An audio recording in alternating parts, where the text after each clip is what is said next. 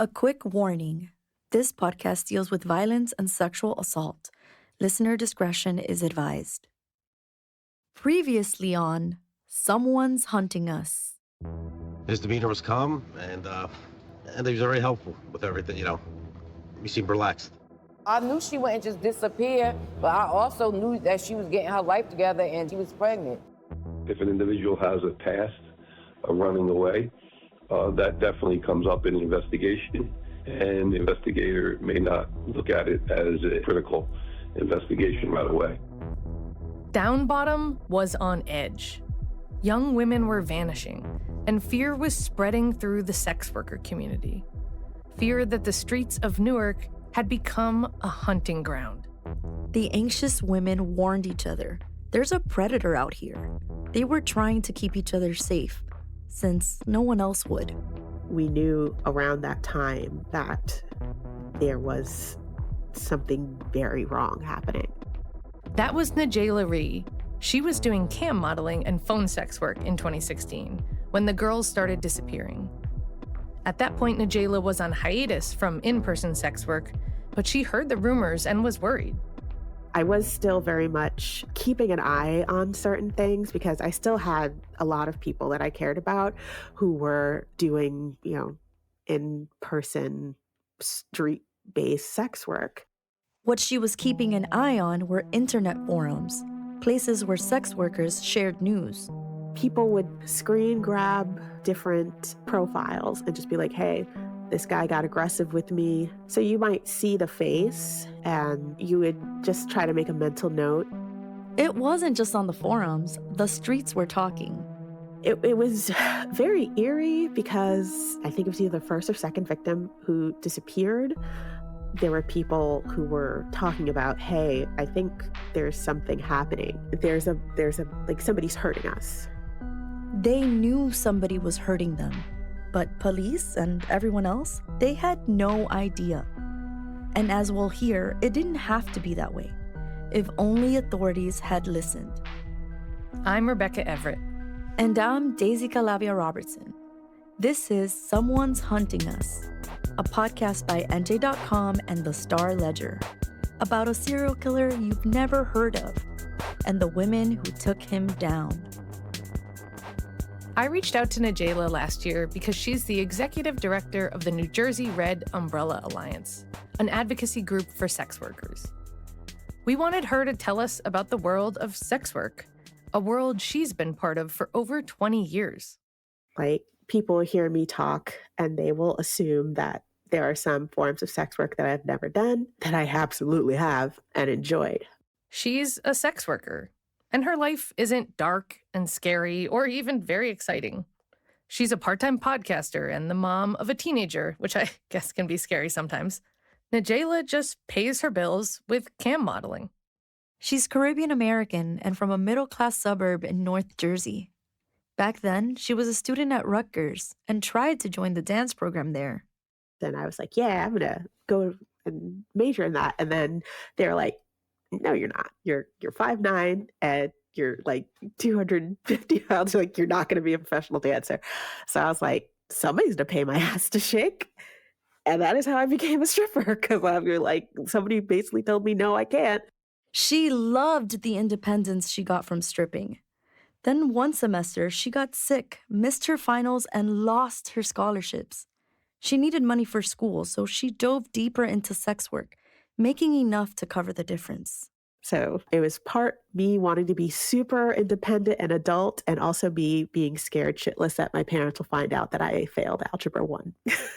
Najayla said the term sex work encompasses all types of erotic labor, from pole dancing to in-person work to sending feet pics. But that doesn't mean that the people who do that work are treated equally. They don't see each other the same way either.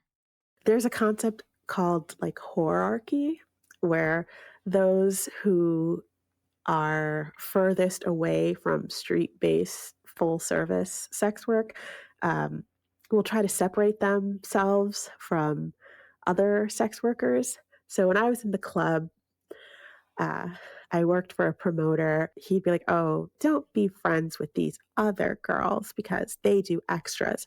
And by extras, he meant they were doing like full service work. Mind you, his club.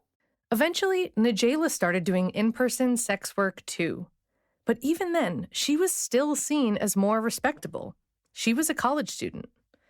And it was camouflage too. Cops would never bother her when she was walking the stroll because she had her Rutgers sweatpants and her Rutgers bag. Back then, she was in her body positivity era and found sex affirming. So she said, hey, why not do it for profit?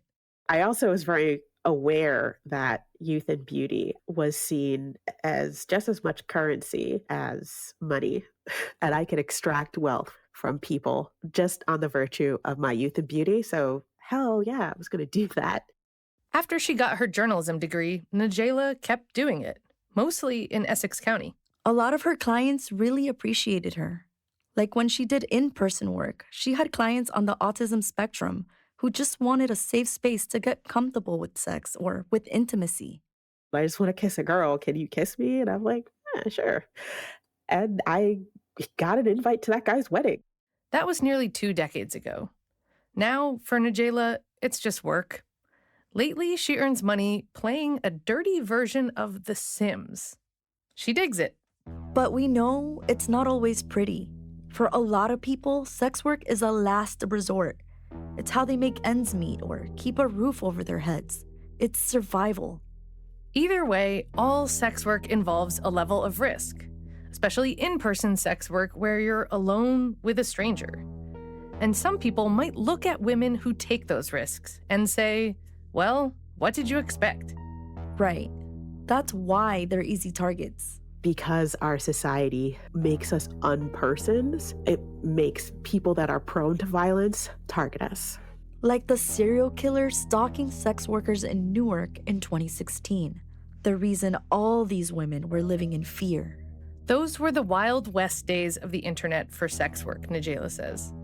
Websites were offering a safer alternative to the stroll.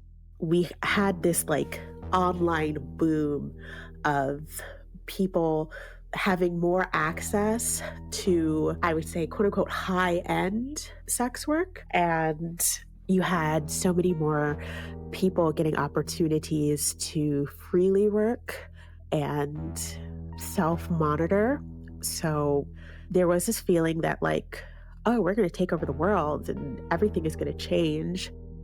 It didn't last long, but for a while, you could place ads on Craigslist or on Backpage. And there were even better sites that required a subscription. Sex workers could vet clients, ask them questions, feel them out before setting up a date. Najela said some would even ask clients to send a picture of their license. But it was also becoming clear that some sites were mainly for sex trafficking. So pretty soon, police and the FBI were shutting them down. Law enforcement was watching all the sites, and there was now more risk to post on the safer sites. So you did more risky activities, which was going on these dating sites. Tagged was one of those social media apps. It started in 2004, and it was just for teens. It focused on meeting new people, so no shocker, many used it like a dating site. By 2014, they restricted it to only 18 and up. But of course, kids who wanted to stay just made new profiles with a fake birth date. Today, these sites are required by law to be hyper-vigilant about the sex trade. But back in 2016, it wasn't like that. Najela said it was risky to use the apps for sex work because the power dynamic was so different. And that meant some men use apps like Tagged just because they want to take advantage of sex workers. And that's exactly what the killer did in 2016. In his bedroom in the split level in Orange, the killer pulls the phone from below his mattress. He taps the teal-green icon on the screen, as he had countless times before. He'd used Tagged for a few years at that point, with the screen name Lil Yacht Rock. But it gives him a different kind of thrill now. He isn't just swiping for hookups. The app shows him a steady stream of young women, mostly black and brown, some just a few miles away. He knows that some are probably experienced sex workers. He could easily choose a victim from among them, as he had before on the streets. But swiping through the profiles, he could also simply slide into any girl's DMs and offer money. They just might say yes. Suddenly, his hunting ground was no longer limited to the stroll of Newark. All he needed to do? Swipe, swipe, swipe.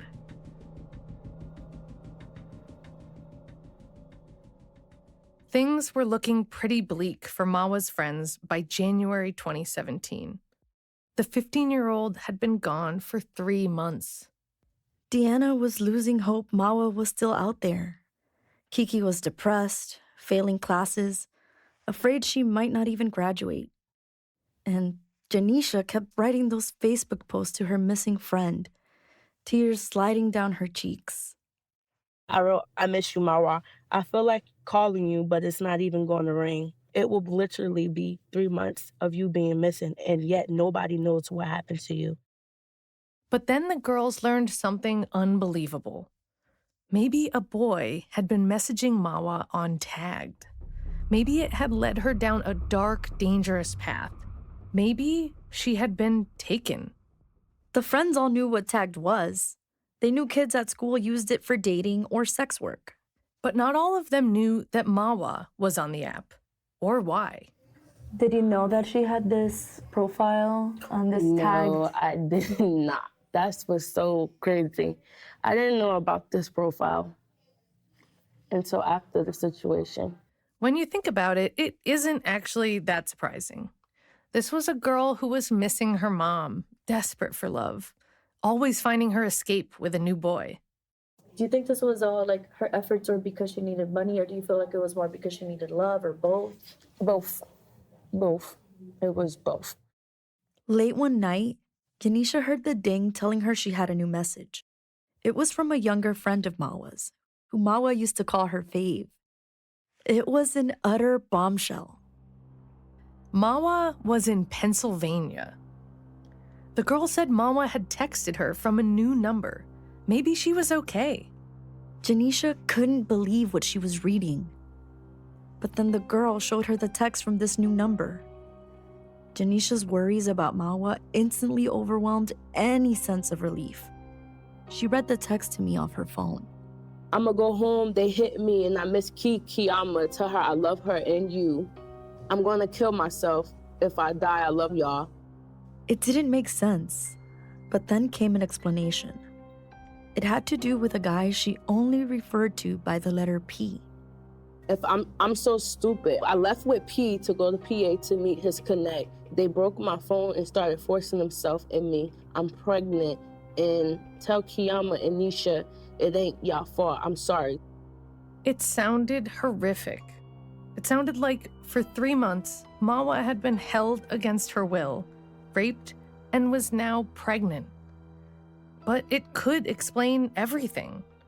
Why she disappeared so suddenly and no one had heard from her. Panicking, Janisha called the number right away, ready to hear Mawa's voice on the other end of the line. But instead, some guy answered. She hung up and called Kiki and Deanna. She showed them the texts. They were as shocked as she was, and questioning if it could be real. Like Kiki knew that Mawa didn't usually use her full name, Kiyama. Was it a trick? Was her captor the one texting? And then the number was suddenly texting Kiki, too. The messages said she was okay, but being held, and they wouldn't let her call. Kiki replied as fast as she could. Where are you? Call the police. So worried about you. I love you so much. We need you back. It made me think like, oh my God, this is crazy. Oh my God. Kiki told her to run to another house, ask someone to call 911. But the answer was grim. The door was locked from the outside. She was truly trapped. It was torture. Hearing her friend was alive, but not being able to help her. But there was something they could do. They could figure out who this guy P was. and tell the police. Mawa's friend had sent Janisha a photo of him from his Facebook, a white man, maybe in his 30s or 40s, with a slightly bulbous nose and a buzz cut. He was smiling for the photo, showing off dimples and wearing earrings and a New York Giants jacket. The girl said Mawa first connected with P on Tagged, and he had previously paid her for sex. For Janisha, it confirmed her fears about the kind of creeps you'd run into on these apps. I feel like that's where you meet the crazy people. You don't know who you're talking to. Like, they act as if they're one person, but they could be a monster. They had what they needed to go to police, but how would the cops take this after all their apathy so far? Well, the very next day, Janisha, Kiki, and Deanna printed out P's picture and went to find out. Officers sent them up Clinton Ave to the missing persons unit. Suddenly, with this info, it felt like police were taking the case seriously. They were introduced to a new face, Detective Nick Moreno.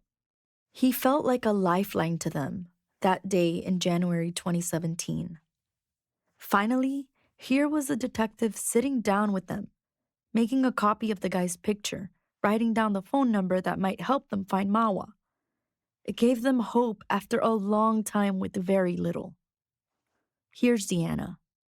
And it was just like, it felt like a movie. Like, we're hoping that gave us hope, at least. Detective Moreno acted on this lead. He submitted the picture to the Motor Vehicle Commission to see if facial recognition software could reveal his identity. He sent out Mawa's photo to other departments, saying she could be held captive in Pennsylvania. And the girls tried to have faith. But that phone number the text came from, turns out it belonged to a grandmother in rural Pennsylvania. Investigators looked into members of this family, but it doesn't seem like any of them had any connection to Mawa, this guy P, or the Newark area. The vibe from the cops was, it's a dead end. But Janisha and her friends didn't buy that. None of it made sense.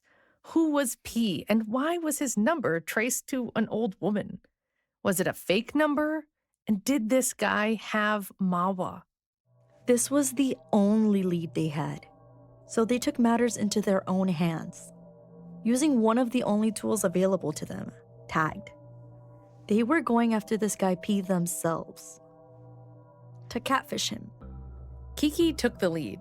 She created a fake Tagged profile. Scrolling past all these faces in the app, she saw the photo. It was the guy they knew as P. They started messaging, and then she got his phone number.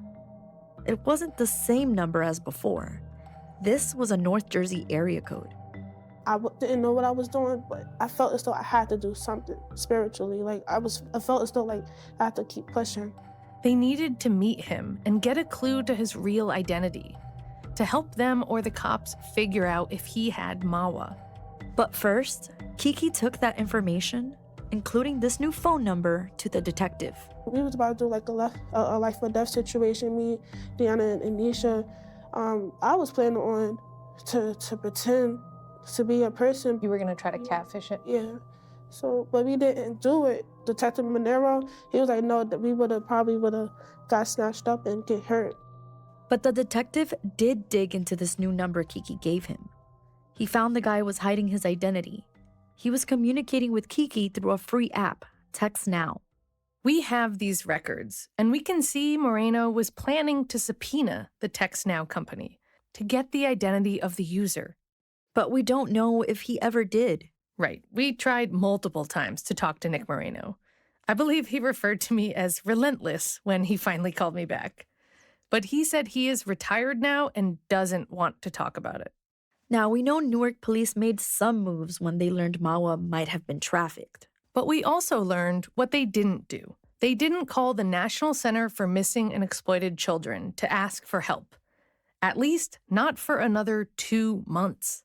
I got someone from the center on the phone, and she said Newark police called them March 13th, 2017. She was like, I'm assuming that's when she went missing, right? No, ma'am. It was actually 5 months after she disappeared. But it did achieve at least one thing, even if it was delayed. Mawa's face was finally getting out there more. She was on national missing persons databases online, and her picture was shared on their Facebook pages. And this was actually the first time that our news site, NJ.com, wrote about her. It was a story about missing children from New Jersey. Mawa's friends felt like she would be found. Someone somewhere would recognize her picture. Maybe someone who had seen Mawa with her kidnapper. What if they just needed one lucky break to bring Mawa home?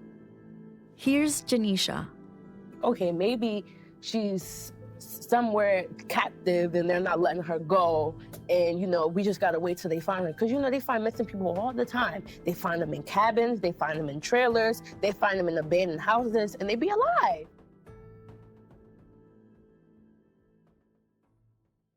Sometimes Newark just doesn't give a shit.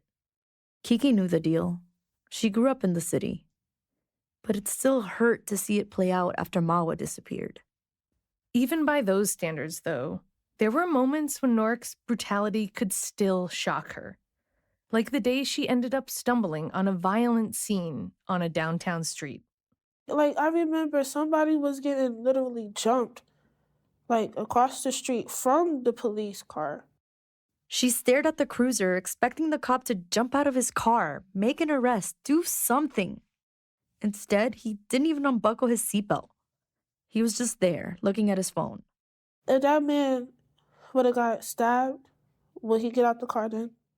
It took us more than a month to finally sit down with Kiki. When we met, she admitted she thought of canceling again. She knew it would be painful to go back to those hopeless days as a kid in a city that chews you up and spits you out, that hardly notices another missing girl. I'm sorry. No, don't be sorry. Don't be sorry at all.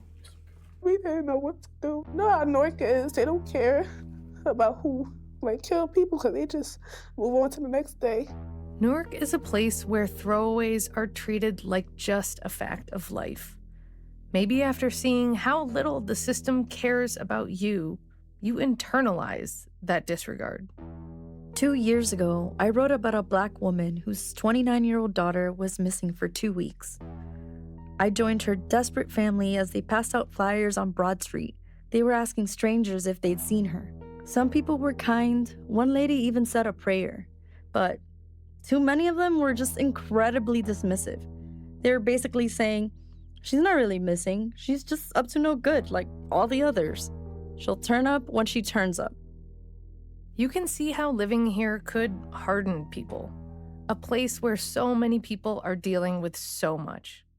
But on the other, it's also a city that feels special. We experienced that ourselves. So we have to cross and then my car's right there. So this light or that light? That's us in the pouring rain on Broad, right in downtown. We'd just done an interview and we're heading out for some burgers with my friend, Courtney Wheeler. Her parents grew up and worked in Newark, so she's spent a lot of time here. She knows its secrets. This used to be a porn theater. See, that's the kind of insight I'm looking for in my Newark tour. It was a queer porn theater. I knew I should have mic'd you.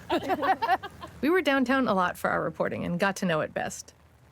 It's the place that's probably changed the most over the last decade, as money started to flow in to revitalize the city. 3 or 4 blocks or something before we get there? Yeah, so we're going toward Mulberry Street, which is actually very good. We were headed to the Ironbound. As we were driving, I was thinking, this is where Mawa and her friends went to high school. They applied for jobs at all the restaurants on Ferry Street. But no one hired them. Everyone kept telling them, you're too young. We were going to a greasy burger joint, Krug's, owned by the same Irish family for almost a century. Ferry Street is like all of Newark. You can see what a melting pot it is just by the names of the restaurants around you. Mi Pequeño Mexico, across the street from Iberia restaurant. I was telling her that, a famous Portuguese restaurant. Immigration made Newark. The Germans came, then the Irish, moving to the west and northwards. The Italians, of course, including a bit of the Sopranos element. The Jewish people settled in Weequahic, as Philip Roth chronicled. My husband's grandfather came here from Slovakia, and African Americans came from the South, and the Spanish and Portuguese from Europe. But by the 50s, the white flight had started. It accelerated with the new highways taking people to the suburbs. Newark was still a big draw. People came back for the incredible department stores, like Woolworths and Bamberger's. But in 1967 came the riots, or the rebellion. Cops beat up a black taxi driver, and all the rage from decades of racism and police brutality boiled over. After 5 days, 26 people were dead. Courtney's mom was a young black girl who worked at Woolworths and had to flee the city hiding in the backseat of a car being pelted with rocks. A friend told Courtney about her Italian father. He spent the riots trying to shoot black people from his rooftop. People left in droves. It just became a city that you just didn't go to because it had that stereotype of like crackheads, you're gonna get robbed, you're gonna get carjacked, you're gonna get murdered. And for a long time, the city was rough. You gotta make a left on Clinton. But, it always had its charm and people never really left. There was always a sense of like, it could come back. It's been slow and difficult, but she does think it's turning around. Her sister bought a fixer-upper in the South Ward. People are coming back. But that's what I like about it. And I just love an underdog story, Money has been pouring in from all sides to remake Newark. Charter schools popping up and new housing is being built, but that means rents have skyrocketed, even for the most run-down places. Policing has improved after a decade of federal oversight. Homicides are at a 50-year low. But back in 2016, when these girls were disappearing, it was not rosy. The feds found police were racial profiling, beating residents, and stealing from their own evidence room, all with impunity. They were so understaffed, residents told the feds, "I called 911 and no one ever came." Their facilities were condemned. And you can see how the whole environment makes it feel like no one cares, so why should you?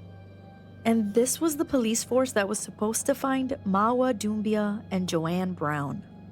A force accused of mistreating people of color, and specifically, sex workers. So let's talk about how that played out in Joanne's case. She was a pregnant, 33-year-old sex worker who struggled with mental health and drug problems. And she lived in supportive housing. Her caseworker was the first to report her missing that October. If police had dug a little deeper, they would have found that a friend of Joanne's had the clue they needed to crack the case. Because after Joanne had stepped into the killer's car, she called her friend Kira from his phone. And after he murdered her, wrapping duct tape over her mouth and nose and strangling her with her jacket, he called Kira again to breathe menacingly into the phone. She had his phone number. It took weeks for Kira to tell anyone this. We don't know why. But when Farnisha heard it, the friends immediately went to Newark's 4th Precinct to report it. But Farnisha said the cops didn't seem too interested. They asked to see a streetwalker. That was his exact word. And I remember thinking, like, what is a streetwalker? Like, that's an old term. And I'm like, no. Do it matter, though? She's missing. It didn't give her a lot of faith they'd take it seriously. They probably like, oh, look at these little hood rats. Some of their friend missing. So I feel as though they judged us from taking the statement. And then once they got it, they judged her. We asked Newark police about this. Finally, our lawyers got one thing out of them. They do not have any report from Farnisha and her friends. Which means that these women had critical information about their missing friend and her potential kidnapper. But that info apparently didn't go beyond this rude conversation with the desk officer. What if a detective had spoken to her friends? What if they'd investigated who called Kira to breathe into the phone? A serial killer might have been off the streets instead of choosing his next victim. Next time on Someone's Hunting Us, we'll tell you who this monster really is and how one survivor, a true survivor in every sense of the word, escaped his clutches. Coming up on Someone's Hunting Us. It became more family than a friend, so he became the brother I never had. He just looked at me in my eyes and he said, "Oh, you have no idea." He said, "I'm with the really bad and the ugly." He comes knocking on the door, ringing the bell. Don't open that door because it's something weird going on with him. Somebody just kidnapped me, okay? All right? I don't know if he's still outside. They probably ran off by now. Someone's Hunting Us is a production of NJ Advanced Media. The podcast is reported and produced by me, Daisy Calavia Robertson, and Rebecca Everett. Our executive producers are Christopher Kelly, Jessica Bean, Jeff Roberts, and Jess Mazzola. Our sound engineer is Adam Stanishevsky. Our composer is Blake Maples. James Shapiro is our associate audio engineer. Our website was designed by Alaa Salim. Special thanks to each and every person who shared their story with us. If you want to see photos, videos, timelines, and other extras from this story, check out our website, someone'shuntingus.com. You can contact us at inbox@someone'shuntingus.com.